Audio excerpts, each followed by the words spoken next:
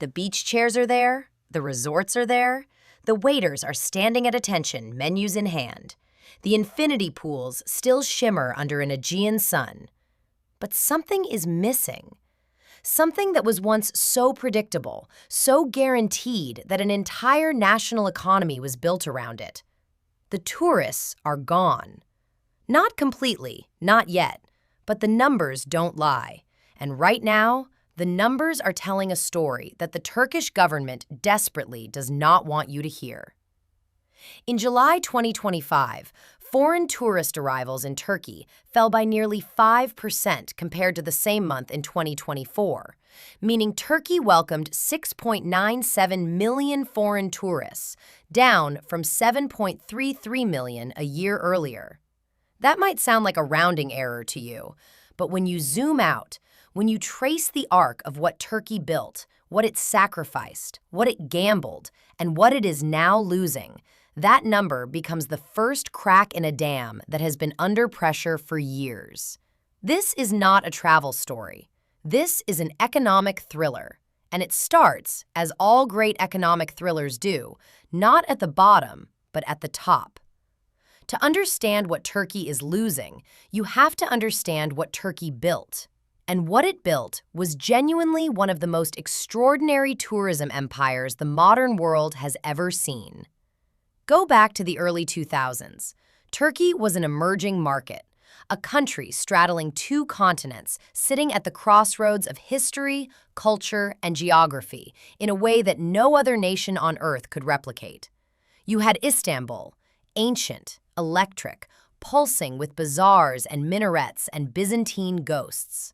You had the turquoise coast, where Greek ruins tumbled down into water so blue it looked manufactured.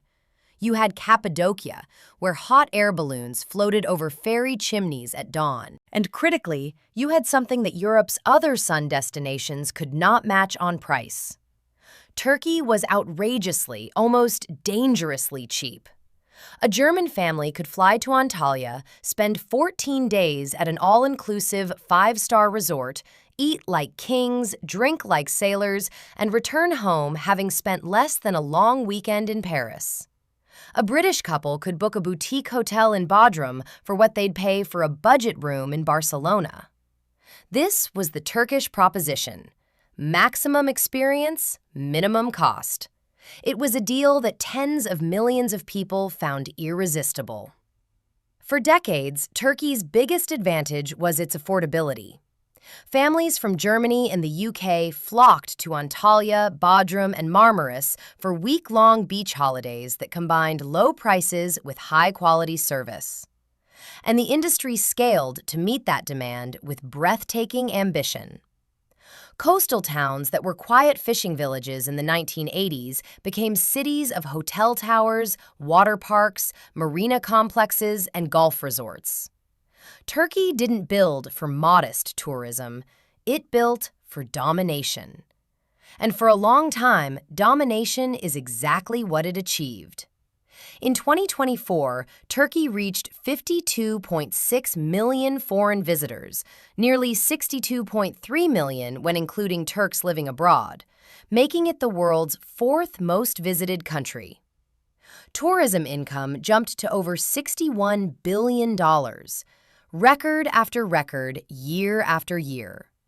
Tourism became the cornerstone of the economy, about 10% of GDP, and a critical source of foreign currency. But when the cracks appeared, they didn't appear quietly.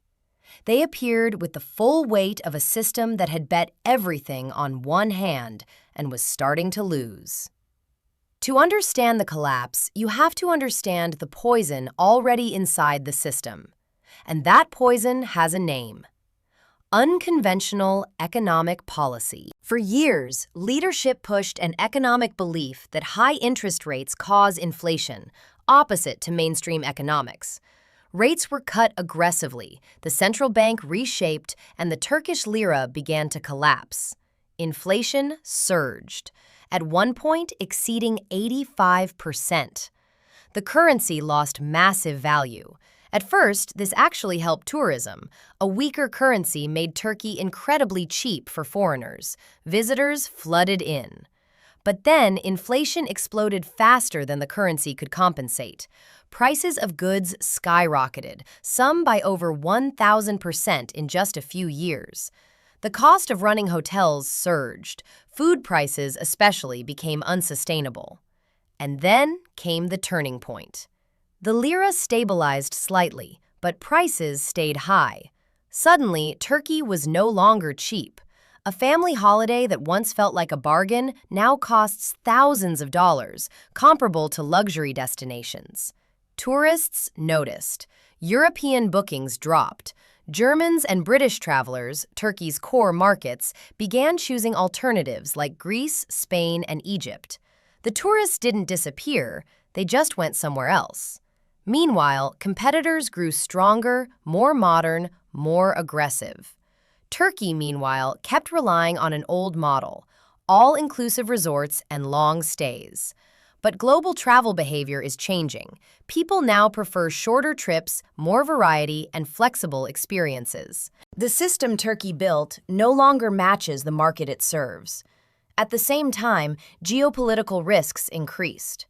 The country became more reliant on fewer markets, especially Russia, introducing new strategic vulnerabilities. Add to that global perception issues, earthquakes, political tensions, and economic instability, and the value proposition weakens further. Tourism isn't just about scenery, it's about perception, pricing, and trust. And right now, all three are under pressure. The result? Slowing growth, falling profits, and rising uncertainty. For many businesses, this isn't just a bad year, it's a profitless one. And for workers, hotel staff, guides, drivers, it's even worse. Because while tourists are being priced out of visiting Turkey, many locals are being priced out of living in it. That's the real crisis. Turkey hasn't lost its beauty. It hasn't lost its history. It hasn't lost its potential. But it has lost something just as important, its competitive edge. The question now is simple and urgent. Can Turkey reinvent itself fast enough, or has the world already moved on?